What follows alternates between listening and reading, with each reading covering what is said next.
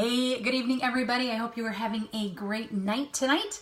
Tonight, we are going to be talking about another topic that a lot of new and prospective and homeschool curious folks often ask, which is, how do I balance everything? How do I do homeschool and raise my other kids who are too young to be in school, or also do all of the homework and stuff that I have to do with my kids who are still in public or private school, and do the laundry and the dishes and the vacuuming, and, right? Because we as moms are overworked and underpaid, right? We already have a zillion things on our plate that we're having a hard enough time balancing. How do we add more by homeschooling on top of it all? So, couple of different factors that I want you to think about. The first one is, when we homeschool, homeschooling does not take from 9 to 3. At least it most certainly shouldn't. We've talked about this in another video. I can't remember which one, but when you homeschool, it does not take nearly as long as it would take for your child to get through all of their subjects, all the stuff that you need to do in a day, as it would if they were in traditional school, classroom. And that's because you're teaching one child or maybe 2 or 3 children. You're not teaching 30. You're not trying to herd cats, right? You don't have all the same behavior issues, transition issues, somebody else dictating your schedule to you. You don't have to do every subject every day. So school quite often should not take more than maybe 3 hours, and that's for like kind of kids that are in the middle age-wise. When they're real young, like kindergarten, first grade, and honestly, I am of the belief that you shouldn't even start homeschooling, or I should say, you shouldn't start using formal curriculum and lessons and things like that with children who are younger than 7, like first grade, 6 going on 7, first grade age. Kids in first and second grade, like seriously, an hour. By 4th, 5th grade, I'd say 2.5 to 3 hours, somewhere in there, maybe. And these are very general guidelines. It depends on so much. Now, the other great thing is the older they get, the more independent they get. So when you think, oh my gosh, high school, it's going to take me forever to do high school. Well, no, you should be doing very little by the time your child is in high school. In most cases, your child will be working independently by then. And so you would maybe be doing some, helping them when they're stuck on something, but not necessarily teaching them every single subject. I actually, I'm in a group on homeschooling high school, and I took a poll in that group a couple of years ago and asked, okay, for those of you who have who are homeschooling high school, how long does it take you? And the vast majority, I want to say it was like 60 to 70% of those parents said it takes them less than an hour a day. Like, that's huge, less than an hour a day for school for their high schooler, because those kids are independent. They're doing their own thing. They don't need mom sitting there working through them or through everything with them, right? So the older your child is, the less time you're going to be spending on homeschool.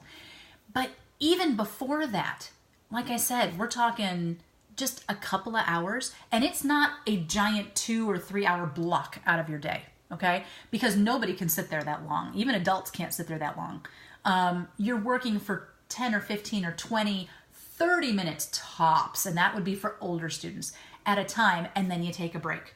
So let's say, you're working on whatever, math or English or whatever, pick a subject. Your kid gets through it or gets through about 30 minutes, and you say, okay, 30 minutes, we are done for a while. It's time to take a break. Go outside, run around, play on the trampoline, go swing, go play with your Legos, whatever. You've got 20 minutes. You send them off to do their thing. Well, now you have 20 minutes.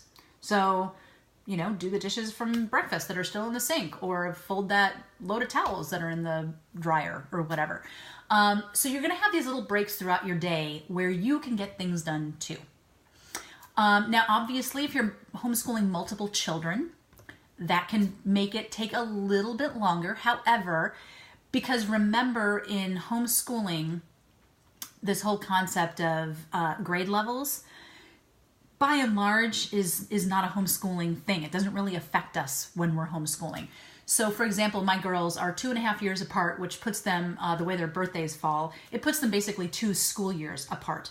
However, when I was schooling them both together, when I had both of them home all the time, we would do science and English and history and Bible all together. The three of us together. So I was teaching both of them at the same time, same lesson, same everything. When we were done with that, we'd take a nice long break. Often it was lunch by then, because we tend to get started kind of later in the day too. And then after lunch, we would do everything that was differentiated. So my older daughter, who's always wanted to be independent anyway, would go do her reading and her math on her own. And then with my younger daughter, who is dyslexic and dysgraphic and has ADD, I would sit with her, because I had to sit with her to get her work done, and we would do those subjects together as well. So I was able to kind of kill 2 birds with 1 stone by working with them together on the same subjects. And what I would have them do, particularly for science, for example, we use Apologia curriculum, which is a Christian curriculum for science, but they have an older kid notebook and a younger kid notebook. So we would be reading the same textbook information, but my older daughter would be doing work that was a little more challenging to her, and then my younger daughter would be doing work that was less challenging because obviously she was younger. So you can even do things that are kind of differentiated, right? You can read the same book, but have them do different projects when you're done, or have them, I should take that back, read the same book to them. Reading out loud, hugely important, even for older kids. If you can do that, it's awesome. So I would read aloud to them, but then I would have them do different types of things based on their age. So that's another way that you can kind of work efficiently, get a little more done at once, is by kind of overlapping their lessons that way. You can also, if you have children that you can't necessarily do all the lessons together, what you can do is say, okay, baby, I need you to go do this, which they can do independently, while I work with so-and-so on this. And then after a while you switch. Okay, now you're going to go do something independent, and now I'm going to work with you. And so you kind of keep doing this back and forth, where you're working with people, you're working with one child while the other one does their thing, or even working with one while the other takes a break if there's really nothing left for them to do. So yes, if you have multiple children, it may take you a little bit longer, because you do have to do kind of some of this juggling back and forth, but it is still not going to take you from 8 to 3 or even 9 to 3. Okay, you're going to have far less time than that. And like I said, you're going to have those breaks in the middle. Now, the other thing too is with your children at home, they should be working in the home too. It is not your job to do everything. And I know many of us feel that it is, that as moms, we need to be the superwoman that carries everybody. That will kill you, okay? You can't do that. You have to delegate. And sometimes delegating means lowering your standards a little bit, okay? Your 8-year-old is not going to be as thorough as you would be. However, remember that you are teaching them life skills and responsibility and diligence and discipline and all of these things, and how to clean a house, right? Big life skill.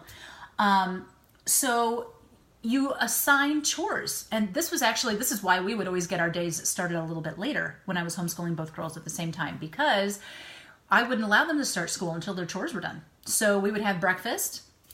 Then I'd say, okay, it's time to go do your chores. We would have our little chart for the week. And I made sure that every day they were doing something different.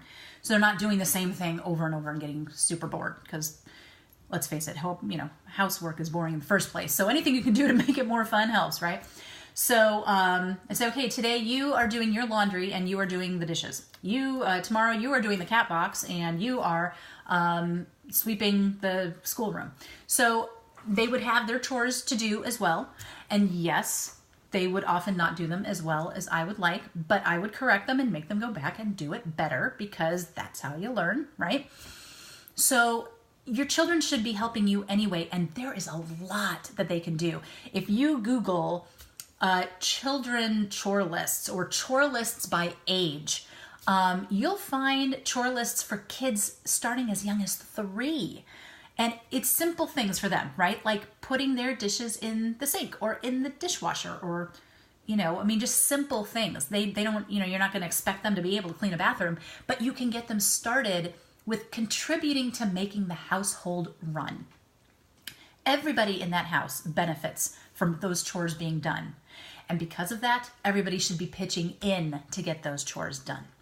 So figure out a time in your schedule when you want to say, okay, everybody, we're going to do this together, because that way you aren't the one doing it all.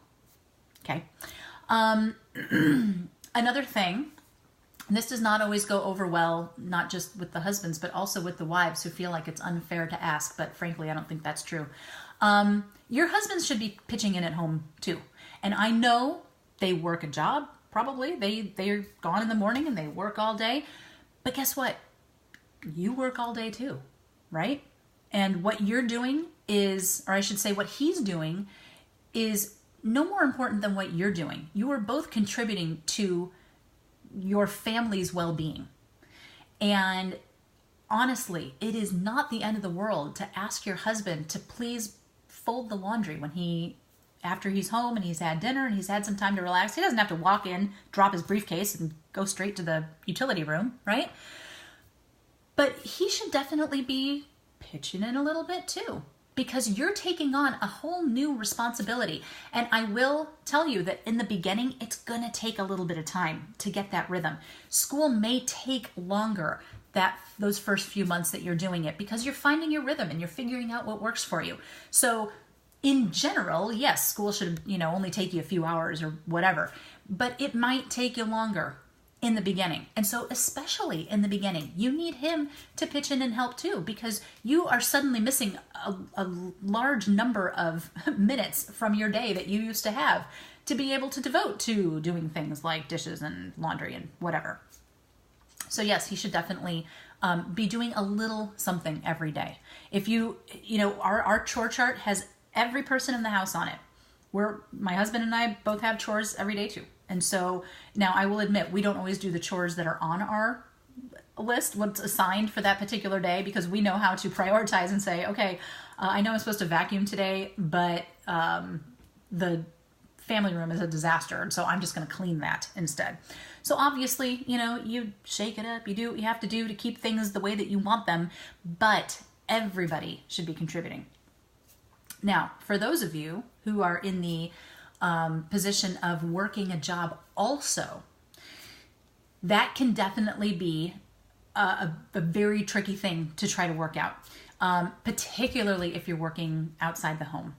And as an aside, I will say, if that describes your position, if you and your husband both work outside the home, or if you are a single parent working outside the home, then I hope you would definitely consider hiring me to help you figure out what your homeschooling can look like so that it is not overwhelming, because that can definitely be an overwhelming thing to take on when you're already working 6, 8, 10 hours, every day or whatever your schedule is at a job. And then you're coming home having to do all of the house stuff too. And now you also want to homeschool. It can be done. I promise you, it can be done. It may look very unconventional, but that's the wonderful thing about homeschooling, right? You don't have to fit in a box. It doesn't have to look, it shouldn't look like traditional conventional school. So don't worry about that. It can be done. Sometimes we have to get creative though. And so I would say for you, what you need to look at are, what are my priorities? Okay, there's this chunk of time I have to be at work. That leaves me with this chunk of time that I'm home. What absolutely has to happen every day? People need to eat. People need clean clothes. So you're probably gonna have to do laundry every once in a while, but so should your children be doing their laundry too. I say as soon as they can get the stuff in, sometimes they can't get it out. We have a top loading washing machine. I'm 5'5" and I still have to go on my tiptoes to get to the bottom of the barrel. So I don't expect my daughters to be able to reach in, but they get their stuff in there. They start it up. They let me know, hey mom, can you help me switch my laundry? And I make them stand there with me and I hand them stuff. Here you go, put it into the dryer. Okay, now you set the dryer.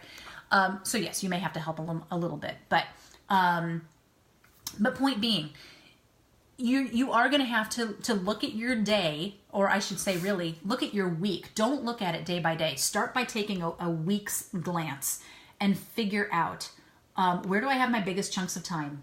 And so where can I fit certain things? And keeping a schedule, something you probably already do, some kind of a weekly or daily schedule so that you stay on top of things, super important. Definitely going to be even more important when you start homeschooling. And for you, it might be that you do your schooling mostly on the weekends or in the evenings. There are lots of other things that you can do also if you are willing to accept help from outside of yourself, which I hope you would be willing to do because you deserve to have some help. You really do. But the bottom line is that when you take on homeschooling, yes, you are trading a big chunk of time that used to be dictated by other things, and you are now putting homeschooling into that. However, you also have these children home all day now too, which means they can be helping you out. So when it comes to the balance between homeschooling and keeping the house running, you're going to have more help than you used to have, quite frankly. And because they're not doing school all day, they're going to have more time to help you too. They're not going to have homework to do at the end of the day. So I hope that kind of gives you kind of a bird's eye view of how this can work. And again, particularly if you are not a detail-minded person and it's kind of hard for you to figure out, oh my gosh, how in the world am I going to schedule all of this and make all this work and blah, blah, blah. Okay, I am a detail-minded person and I love schedules. That's like my favorite thing. Systems and processes and schedules and routines. So that is part of what makes me good at what I do when I help families. I'm able to give you that help that so many parents, simply because of their personality, just kind of how they are wired up, that's not their strength, but it is my strength. And so I can create that for you and show you, lead you through how to do that so that you have those systems in place and you've got now a way that you can do this and not get totally overwhelmed and over your head. So I hope that's helpful. I hope that gives you a light at the end of the tunnel, particularly if you are not yet homeschooling and you're kind of looking down this path and thinking, oh my gosh, how in the world do I do this? It can be done, I promise you. So that's it. I hope you guys have a great night and I will see you tomorrow. Bye.